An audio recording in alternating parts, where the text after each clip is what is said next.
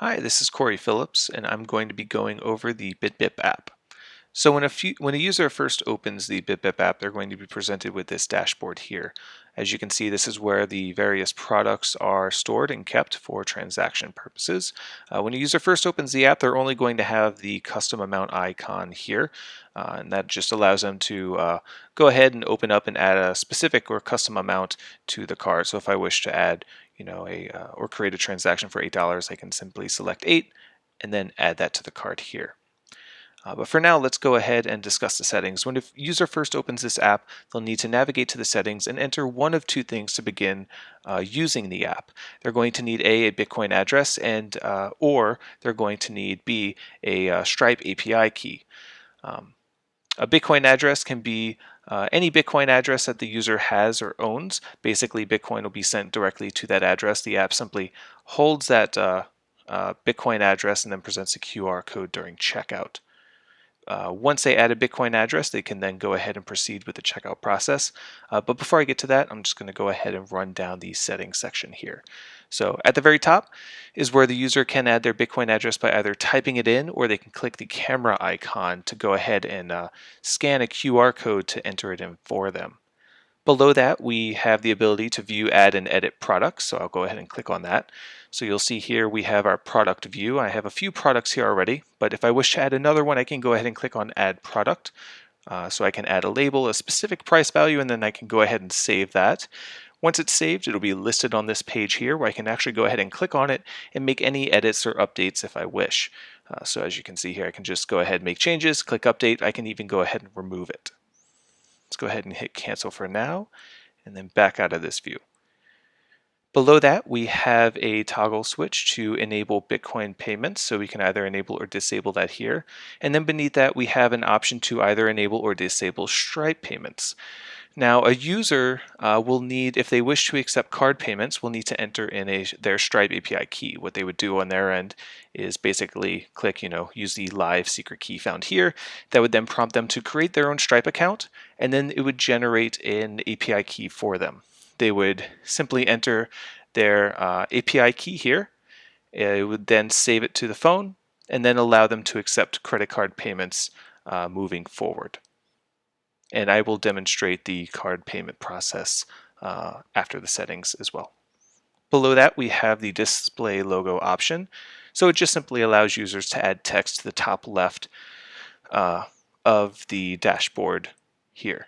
So you'll see we have logo there. I'll disable that for now. We also have the enable price ticker. This basically sets up a price ticker on that dashboard page of what the current Bitcoin price is. Below that, we have the option to enable or disable tips. Below that, we have the option to enable or disable the custom amount that we saw on the front dashboard. You'll see if I disable that, that button disappears. And then beneath that, we have an option that allows users to either enable or disable gesture authentication. So if I were to go ahead and enable this, it prompts me to input a password for whenever I enter the settings. So if I don't want anyone coming along and entering the settings without my permission, enabling gesture authentication would basically require them to enter in that very complicated password to get to the settings. Once you're in the settings, you of course can reset that password as well, simply by clicking Reset Gesture Authentication and then applying a new password. Beneath that, we also have View Transactions, where users can view previous transactions that have taken place. So if I were to go ahead and click on a specific transaction here, we can also get more details. What was it paid with? What was the total of the transaction? What time did this occur? Who was it paid to? And along with the receipt. For a Bitcoin transaction, we basically have paid with Bitcoin. What was the total? What time did it occur on? And who it was paid to. If I were to actually go ahead and click on who it was paid to, it'll take me to blockchain.info with further specifics on that Bitcoin payment as well. And of course, we have the receipt at the bottom. So I'll go ahead and back out of here. If a user wishes to clear their transaction history from the phone, they can also do that by clicking that button here. It'll prompt them if they're sure that they'd like to do that. They can clear their transactions or cancel out. All right, so moving back to the dashboard, let's go ahead and demonstrate what the actual transaction process looks like. First with Bitcoin, and then we'll do a a fake card transaction. But let's do an actual real Bitcoin transaction. So for this transaction, let's go ahead and add item C for 25 cents and click on checkout. It's going to take me to the cart page or checkout page where I can first review my order and then select how I would like to proceed with this payment. So let's go ahead and click on Bitcoin. You'll see it generates a QR code from the Bitcoin address that we added earlier. It's also going to let me know what the amount to send is along with what the deposit address is. So what I'm doing on my end is opening up a Bitcoin app, and I'm now scanning the QR code, and I am sending the transaction. So you'll see as soon as the app picks up the transaction, it'll go ahead and process it and let me know when that payment was received. I'll go ahead and click on that and it'll bring me back to the dashboard page. So again, if I were to go into settings and view my transactions, you'll see that transaction here. Okay, let's go ahead and proceed with a card or Stripe payment.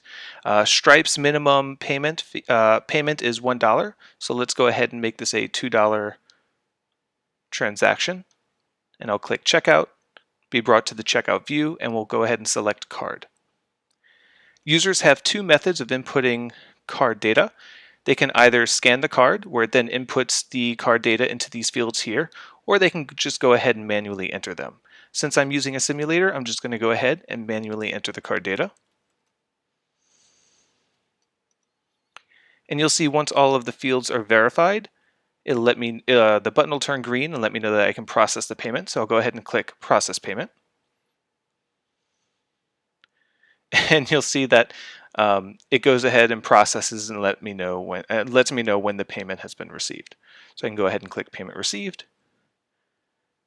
And then I can go ahead and navigate back to settings. Let's get this warning out the way there. And again, I can view the transaction here. You'll see it was paid with a card, total was $2, when it occurred, who it was paid to, and then the receipt information as well. So that pretty much wraps up the extent of this app. If you have any questions, please feel free to contact me. My email address, corey.lyle.phillips@gmail.com, or feel free to give me a call as well. Thank you.